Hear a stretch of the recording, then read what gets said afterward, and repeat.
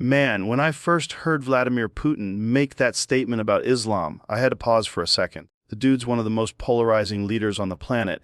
People either see him as a ruthless dictator or as a nationalist standing up to Western dominance. Either way, whenever he speaks about religion, especially Islam, it lands differently. Russia's got this long, complicated history with Islam that people tend to forget. Millions of Muslims live there. Chechnya, Dagestan, Tatarstan, regions that have been part of Russian and Soviet identity for centuries. So when Putin brings up Islam, it's not some distant political commentary. It's connected to Russia's demographic and cultural core, and that makes it fascinating. Because, in the West we often treat Islam like some outside force, something arriving through immigration or something we fight overseas. But for Russia it's internal, it's part of who they are, and Putin seems to grasp that in a way Western leaders just don't. What really blew my mind was how his statement, recognizing Islam as a spiritual and moral power that deserves respect, not constant antagonism, instantly rattled the West. We've been trained to link Islam with terrorism and conflict. Historically, it's one of the world's great civilizations producing art, science, philosophy, law. Putin, whether out of strategy or genuine respect, acknowledged that. And the shock came because it's him, the guy the West paints as a villain, the same man accused of invading Ukraine, meddling in elections, silencing dissent, suddenly saying something that sounds more tolerant than some Western politicians who preach freedom. That's wild. It flips the script. The West constantly talks about tolerance, yet often fails to practice it. When it comes to Muslims, think of the travel bans, the media stereotypes, the suspicion after 9/11. Now here's Putin saying Islam is part of Russia's identity and must be respected. And that shakes people because it challenges the story we've been telling ourselves. It's like those moments on this podcast when someone comes in and totally breaks your perspective. We've had guests who spent time in the Middle East and came back saying, man, the hospitality, the spirituality, the sense of community, it's nothing like what the media shows.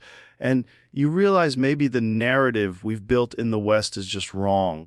Maybe Putin's comment, political or not, touches something real, something we don't want to admit. Sure, people will argue he's using Islam for alliances or leverage, and maybe he is. That doesn't make his words false. If millions of Muslims in Russia feel seen and respected because of that acknowledgement, that's meaningful. Pair that with Europe, France constantly debating the hijab, worrying about Muslim visibility, questioning if Islam fits French identity. Meanwhile, Putin, the supposed authoritarian monster, Islam is part of us. That's a paradox. It forces you to rethink who's actually inclusive and who's pretending. It also opens big questions about the future. If Russia builds bridges with the Muslim world while the West keeps burning them, what happens in the next few decades? Imagine a world where Europe fractures under internal tension while Russia and maybe China are saying, hey, we respect your faith, let's work together. That changes the balance of power. This isn't just about religion, it's about values, about dignity and belonging. People don't just want trade deals, they want respect. And when a superpower offers that, loyalty in ways bombs and sanctions never could. Thinking about that, you realize how shallow the Western conversation about Islam has been. We reduced a massive tradition to a security problem, forgetting that billions of people live by it every day. If we can't accept that diversity, we'll be trapped in endless cycles of fear and division. For all his flaws, at least says, we acknowledge this faith. That's powerful. And look, I'm not defending him politically. I'm just analyzing the dynamic. If the self-proclaimed champions of tolerance can't show the same respect as the supposed villain, maybe we need to look in the mirror. Imagine an American president saying, Islam is part of our national fabric. It would change everything. But instead, we get fear, suspicion, surveillance, while Putin gains credit with Muslims globally who are tired of being demonized. When a leader gives them dignity, they notice, they remember, they align. That's why his words matter. They mark a shift in how power might work in the future, a world where respect becomes a form of influence. At the core, humanity runs on belonging. Someone acknowledges your identity, you stand with them. That's a kind of leverage the West still doesn't understand. And that's where geopolitics meets culture. It's not just tanks or oil, it's hearts and minds.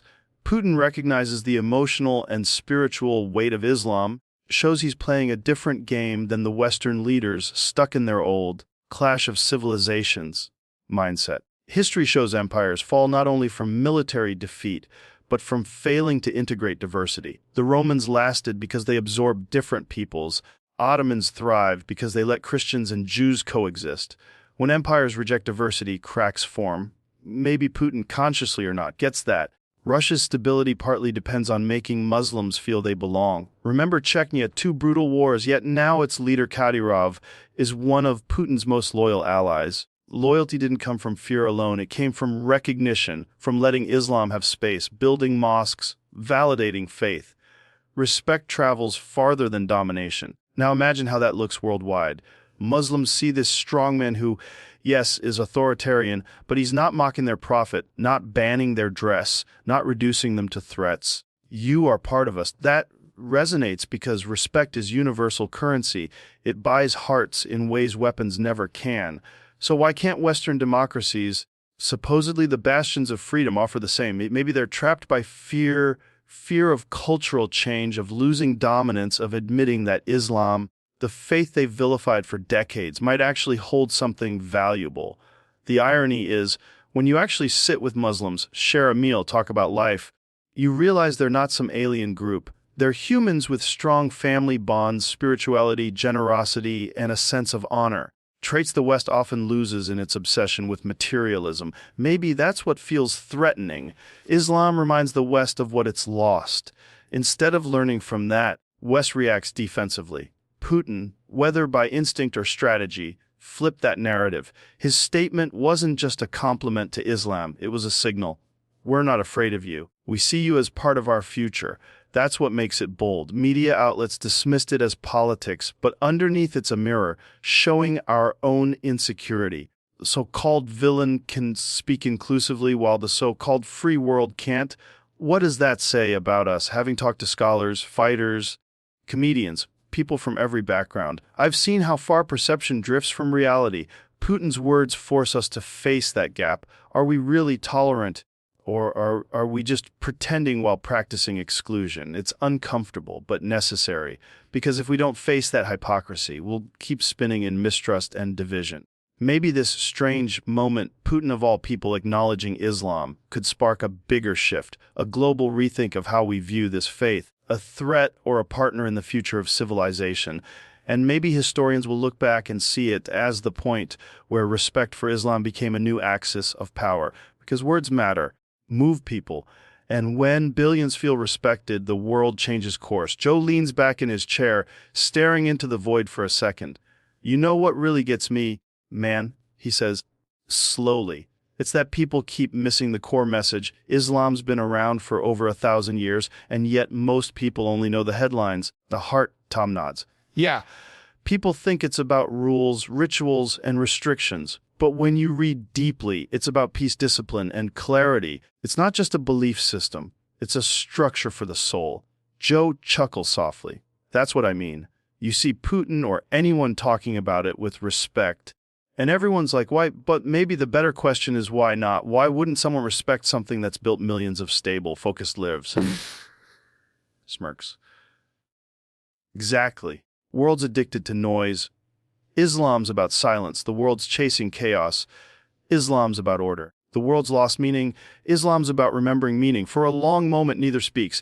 The studio hums quietly.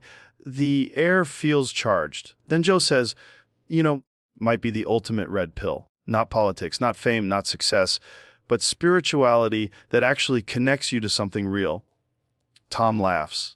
That's what it is, man. That doesn't need marketing. The truth that just is. Joe smiles wide now, the kind of smile that comes from realization, not entertainment. Maybe that's why so many people are waking up, he says. They've tried everything, money, fame, attention, and still feel empty. Then they hear one verse, one call to prayer, one act of humility, and boom, something shifts. Tom nods slowly. That's the power of divine truth, brother. You can't fake it. You can't imitate it. You differently. Joe leans forward again. You think we'll ever live in a world where people can just appreciate faith without labels? Tom sighs. Maybe one day. But for now, Conversations like this, they're the start. Joe nods. That's what I love about doing this podcast. It's not just about ideas. It's about seeing through illusions. And this right here, spirituality, faith, Islam, it's one of the biggest truths we keep ignoring. He pauses, looking straight into the camera. Think they're too modern for faith, he says quietly. But maybe faith was the technology we needed all along. The studio falls silent. The background hum fades. All that remains is the echo of that truth, raw, honest, unfiltered. Tom finally breaks the silence with a soft laugh. Man, that's deep. He says, "You should put that on a poster." Joe smiles again. "Nah, I'd rather people feel it than read it." The screen fades slowly, their faces half lit, eyes thoughtful, the energy hanging in the air. A quiet voice plays in the outro. Sometimes the loudest truth is the one spoken softly. Fade to black.